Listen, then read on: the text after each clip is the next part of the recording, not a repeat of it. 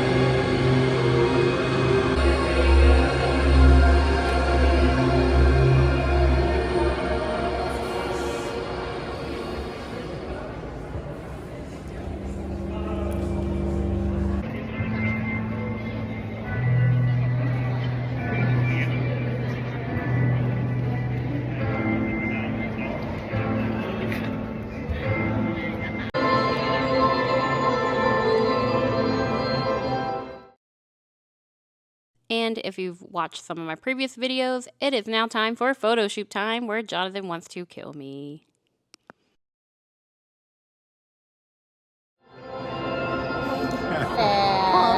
Denied. They're coming along.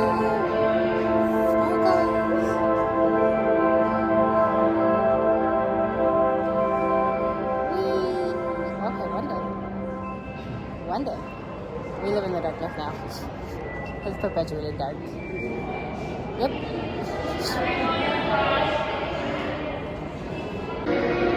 That was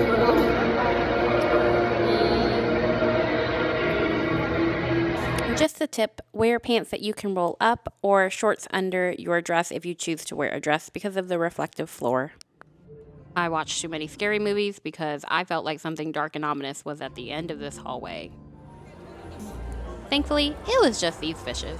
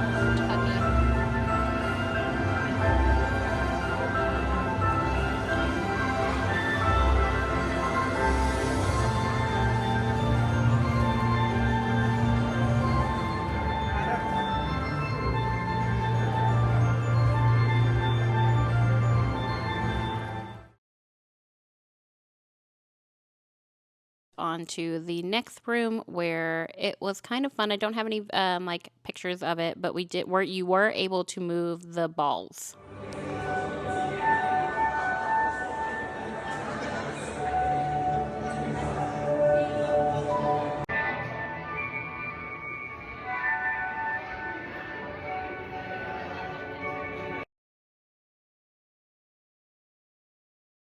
The ballroom. The ballroom's okay.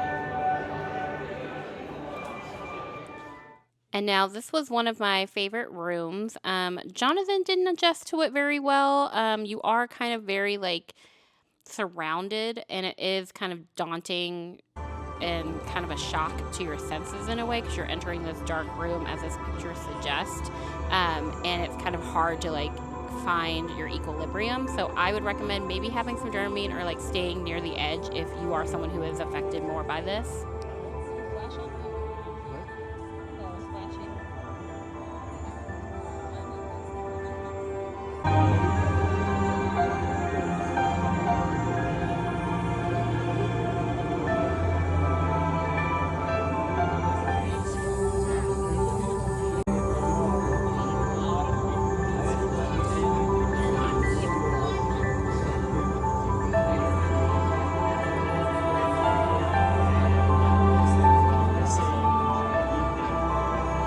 So this room, they provided like slippers for us to wear out into the garden, but this was probably my least favorite because I kind of felt like I was in a sci-fi movie and something was going to pop out of these pods. But then the other part of me was like, ooh, shiny.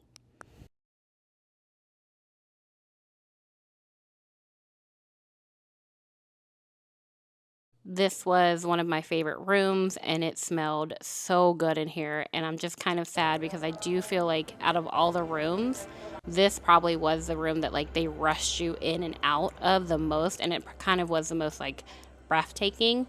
And we were there first thing in the morning, so I'm sure like if they do let this get backed up, that can cause some problems.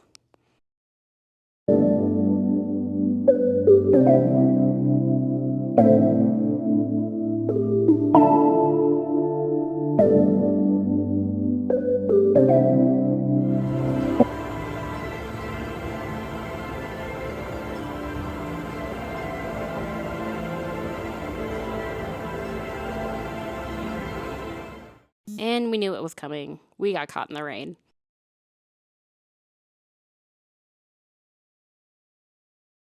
Hey y'all, so welcome to my recap after the video. We are 6 months post teamLab's planets, and so just going through these videos and like editing honestly gave me like all the good vibes of like how much I really enjoyed this experience, and like I would do it again in a heartbeat. We may do it again. I don't know how much time we'll have when we do go back to Japan. I know that we were definitely between going to teamLab's planets and teamLab Borderless. Borderless, I know, was like, I think everybody got super excited about it because with the time that we were going, which was April of this year, I believe it had just opened back, either back up or opened up. And so I was like, oh no, my indecisiveness is now faced with like, oh, now I have to decide between like two teamLabs installations and where do we want to go. We didn't have time for both. That wasn't going to happen, so that wasn't an option. And we decided to go with teamLab Planets because we watched another YouTuber, Ordinary Adventures, when they went to Japan, and we were like, it honestly, we were just like, that looks so cool and like totally up our alley. Like there's nothing like that here. So we're like, you know what, let's go with what initially like piqued our interest, and we'll explore Borderless later. So we decided to do, as you saw, teamLab Planets. With that, I booked it on Klook. As I did a lot of other things, and is what I recommend for booking things. It makes it easier, and it's a really great service, actually. We did the Skip the Line Premium Pass. That cost us $49 per person. And then I just checked it. I think it's gone up to like, I want to say, I think it's like 56 right now. So regular ticket prices are, I believe, like $28. So if you have the funds, I would recommend doing it just because I wanted that flexibility to like show up when I could. I always knew I was going to do morning, and I also just wanted to like skip the line because I honestly you know, lines in Japan. I was like, I don't know what this is going to be like. And we were trying to fit in Tsukichi, outer fish market as well. And then we were going to go to Disney. So I was like, okay, like if we can, like let's try to save time where we can. So that's why we decided to do this. And when they say skip the line in Japan, they mean skip the line. Because I mean, like, I don't, if you've ever been to Disneyland or Disney World, you know, like you pay for the, or do we pay anymore for that? If you pay for like the fast pass or you select the fast pass, like, yeah, you get to skip most of the line, but sometimes you'll end up like still waiting in that line for like 20 minutes. No, Japan's like, oh, you paid more, we're gonna let you in front. So went to the information desk, just like the voucher suggested, and they're like, okay, just wait here for a minute. And I was like, okay. And we waited for maybe a minute. Somebody else, another team member came over, grabbed us, and then just straight up ushered us into the main room where we were going to take our shoes off and just kind of, I think there was a video. There might have been a video. Honestly, I can't remember. So then we did that, and then we put our stuff in the locker as you saw and went throughout the rooms. I will say, not after every water room was there a dark room with a floor made of fluffy pillows to dry your feet. After the fish room, there was a room where you could dry your feet off with towels. And like there was like a bench if you needed to sit down, if you couldn't do it standing also. Not a pillow room every time. And so I would say I also we went, what is it? Like 9:45 is the time we got there. We went early again because we were going to Disney, but I also saw reviews that people were like, oh, you know, you're taking your socks off. Everybody doesn't have their shoes on. So I guess the smell of feet kind of can creep up in the exhibit with so many sockless and shoeless people walking around. And I guess like if you think about it, it kind of makes sense. I can't tell you there's truth to this, but it was enough to make me go, you know what? I'm gonna go in the morning because I don't want to smell the smell of other people's feet. Just because, you know, a lot of people are out. It makes sense. A lot of people are out walking around. Like you're getting your steps in. You're in Tokyo. All of us are getting our steps in and our stairs. And then, you know, you go to an exhibit like 4 o'clock. Take your shoe. Yeah, nah. That tracks. And so that's my tip. I would go in the morning. And then, so with that, I loved all the rooms. And I would say I did really like the Crystal Universe room. And then I felt like we weren't really rushed. The only thing I made notice of was that, you know, we did have that 10 minutes where we were in that immersive room where you see us like laying on the ground and me in the mirror. We were in there for maybe 10 minutes. It felt like a long time where I was like, huh. But then they finally were like, okay, you gotta go. Like, okay, the next people need to come in. You're like, okay, yeah, you're right. But we were still able to kind of maneuver through the mazes. Like you see us like stop because I'm not walking in the dark because knowing me, I'm going to walk into the light installation. No, really. And so we would pause at certain times. Then we went to the next room. And I believe that was which room was that? I think it was, it was that dark, it was that dark, ominous red light pathway where I was like, okay.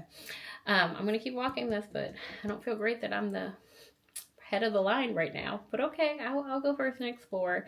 And then we went to the fishies, that was really great as well. There wasn't a time limit in there. We probably could have stayed there longer, but after they did their little zoomy, I was like, okay, I feel like we've seen everything, like all the phases of this room. And then what did we do? And then we went to the ballroom. Yeah, I think it was the ballroom. It was okay. I mean, they definitely move. I just didn't get any video because there was at one point where I was like moving out of the way of other people moving the balls. So you can have fun in there. There was no time limit. I think if you have children, they'll really enjoy that room as well, just for that effect. And that was just my work computer reminding me something. And then after that, we went to the fully immersive room, which I don't think there was a time limit for that. We just didn't, our time was cut a little bit short because Jonathan wasn't feeling well in that room. And he was like, if something was messing with him. So, and I made him sit in the middle, and he was like, okay, I'm done. I need to go. So we probably spent like, like 5 minutes in that room, I would say. After that, we then went to another room that led us to like the slippers. They have just like, I think like large and large. They were fine. I wear a size 9 in women's. Fine for shoes, like slippers. Wore the slippers out into this outdoor, I'm going to call it the alien pod exhibit. We didn't spend that long in there because again, it wasn't my favorite. It probably was my least favorite. I was like, okay, this is underwhelming. It wasn't as expansive as it could have been. And then after that, we went to, so you can spend as much time as you want in that one. So then after that, we went to the orchid room, which was probably the most restrictive for time, just because I get it. It's such a pretty room. I bet if you let me, I would probably spend like 30 minutes there. So I get it. There are a lot of people waiting their turn. And so we did have to wait in line and queue up to where we were waiting. And then the people in front of us who were lined up would then go underneath. The people who were already under the flowers would exit, and that was just that constant rotation. So I probably say we probably only got like 3 to 4 minutes actually under the flowers, and it was just, I truly couldn't get to experience too much of it, but it was neat that when we were like coming in, it does auto adjust to like whatever height you're at. So if you're sitting down, the flowers will come down to above you. If you stand up, then they'll automatically raise. And then after that, we went back to our lockers. There were restrooms in the locker area. There's no restrooms anywhere else in the exhibit. So plan accordingly. Use the restroom before you have to go into the exhibit. Then grab your stuff out of the lockers. And there's like this tiny room where everybody's just putting their shoes and their life back together. And then you go outside. This might have been more crowded for us just because it was like, you can see, you saw, it was kind of impending rain. So I think everybody was taking cover.